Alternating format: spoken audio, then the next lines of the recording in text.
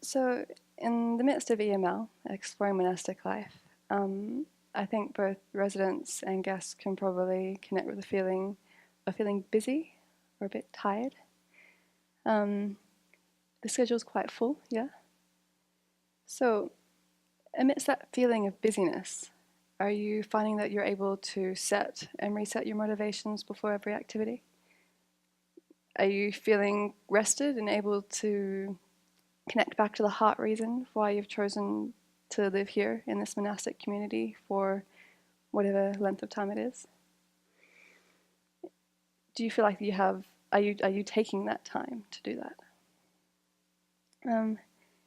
So I wanted to talk about cultivating a monastic motivation. Cultivating a monastic mind and motivation. And the setting and resetting of virtuous motivations and how that goes along with the cultivation of a monastic mind. Because in the few months that I've been here, I found that it's not as easy as it sounds. And that particularly the habitual energies that I've brought with me run quite counter to being able to do that. So I think many of us have probably held careers or jobs of different durations that have trained us to focus in and hone in on that next thing that we need to get done. And that it's quite a successful strategy, at least in a worldly sense, of being able to prove ourselves to be a good employee, a good colleague, and to build up our self-confidence a little bit in terms of I'm productive, I'm diligent, I'm valuable, I am something. But carrying this into a monastic setting isn't particularly helpful. And that the idea of they've got to get things done, and this is kind of a whole other talk in and of itself, but it's just another way to prove ourselves to friends, families, colleagues, and I think personally to ourselves as well. And I've been thinking that, here with practitioners who are really working from a foundation belief that we all have Buddha nature and that we're just practicing together so we can actualize that, and that we can rest in final happiness by doing so, then what are we trying to prove and who are we trying to prove it to? But with the steady stream of guests coming and going, with teaching and meditation courses starting and finishing, and with long-term study programs ending and new ones starting, that it's quite easy just to bounce back into that habit of focusing on that next thing that we need to get done. So then what do we do? I found the teachings that we've had recently on the first couple of chapters of the new course we're doing on Thursdays, the course on Buddhist reasoning and debate, particularly helpful. I've sat there a few times just quite floored at the gap between the Buddha's wisdom and, you could say, the lines of reasoning that ignorance and the self-centered thought like us to follow. And because as Venerable children asked us, and being quite food-orientated, I found it quite helpful. But what meal have we had that has ever ended our hunger in a final way? Or what project, what person, what snippet of praise has satisfied our quest for happiness in a final way? Has it been your experience that that's possible? It hasn't been mine, and rather the deep discontent that followed from projects, people, good reputations, failing to live up to expectation was why I developed my interest in the monastic way of life in the first place. And I've seen that from my own experience, that the mind that looks to external activities, people and things for a sense of accomplishment, self-worth, and purpose is a mind that's destined to discontent and disappointment. But the project of cultivating a monastic mind, one imbued with Buddhist worldview, directing us to act from a place of compassion, ethics, and wisdom, I found it can just be very easily forgotten in the habit energy of approaching tasks from the perspective of let's just get this done, or even just reverting back to automatic, where really nothing much is going on upstairs at all. So what struck me a few weeks ago when Venerable Tapa gave a BBC on motivation, reading from one of His Holiness's books, is that she conveyed the idea that simply knowing the correct motivation is not enough, that it requires ongoing effort and vigilance to keep our minds engaged in virtue and the pursuit of full awakening. So there are many moments in the Abbey where we collectively set our motivation, beginning of meditation practice, before breakfast, before any meal, before offering service, before a meeting. Yet I've often found myself at the end of a task looking back, thinking, and to have done that with the motivation to benefit all sentient beings.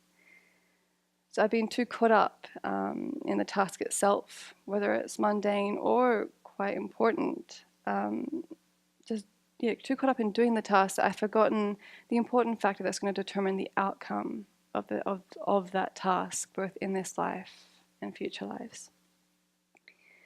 So as I continue to go through the process of training at the Abbey, trying to merge my mind with the Dharma, so that it's not just external to me, but that I'm embodying it.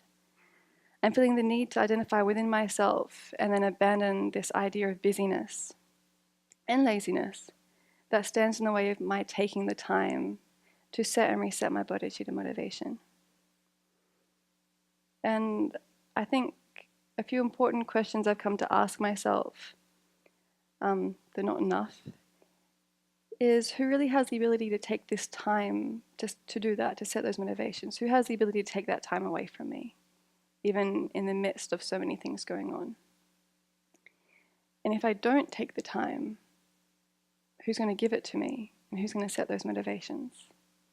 So it's something that only I can do.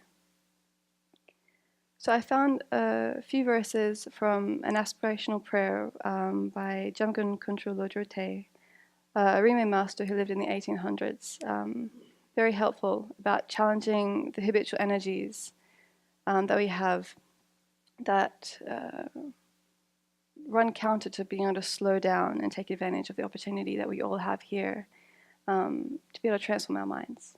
And so he says, "Our ordinary actions are as useless as wandering in the desert. Our efforts only make the mind more rigid. Our thoughts just reinforce our delusions, and everything that ordinary people claim to be the Dharma is a cause of entanglement. Multitudes of activities that never succeed, crowds of thoughts without any meaning, thousands of needs with no time to cater to them. May I abandon all this agitation and practice the oral instructions.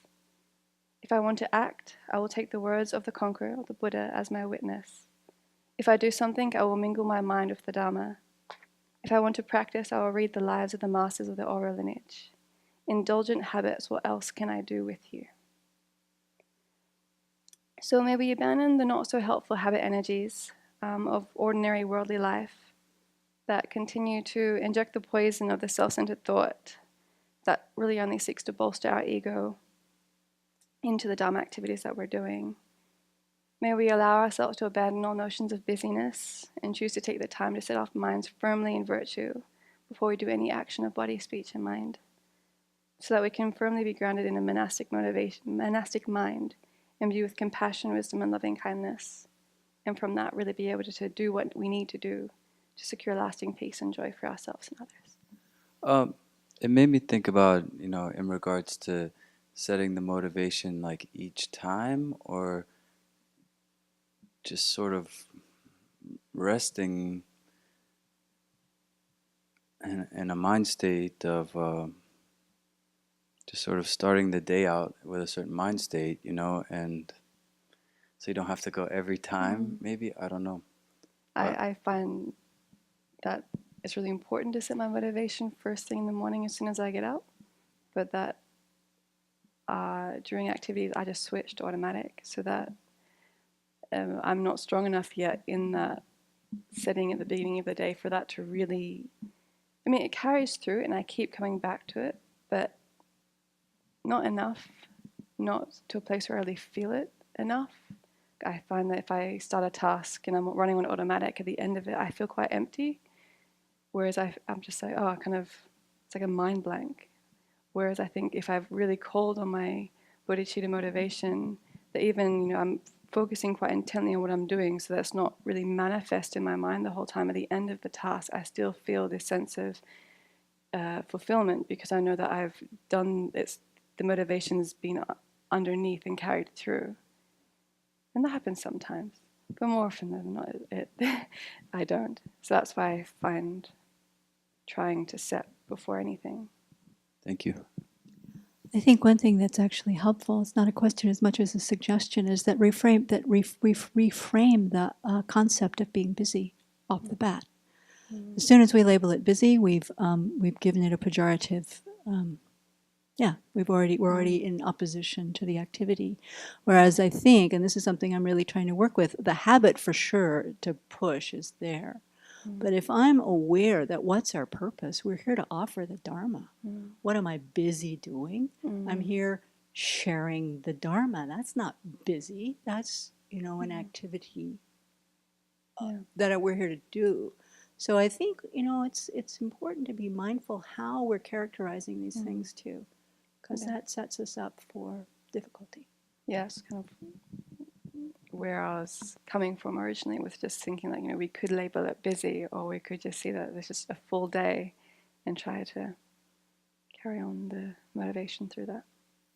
I think that it's, when I want to add to what you're saying, because it's really true, when we say I'm busy, then we feel like there's all these worldly things I need to do, and I have this checklist, so I have to do this, and I have to do this, and thank God I finished that, and thank God I finished that. And then at the end of the day, whoa, I'm exhausted. I've had no time to practice the Dharma.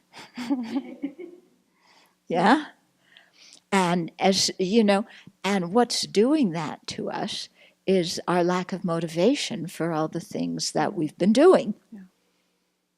Yeah, we've thought of them as just external tasks forced on us by the schedule that we have to just check off and hurry up and finish so we can actually do our Dharma practice.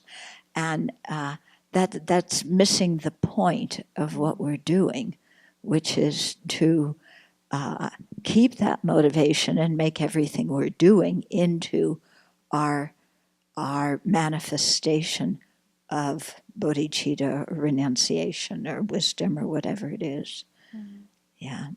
Rather than seeing everything in our life as just a big hassle that, boy, I came here to practice the Dharma. Now I'm just too busy to practice the Dharma.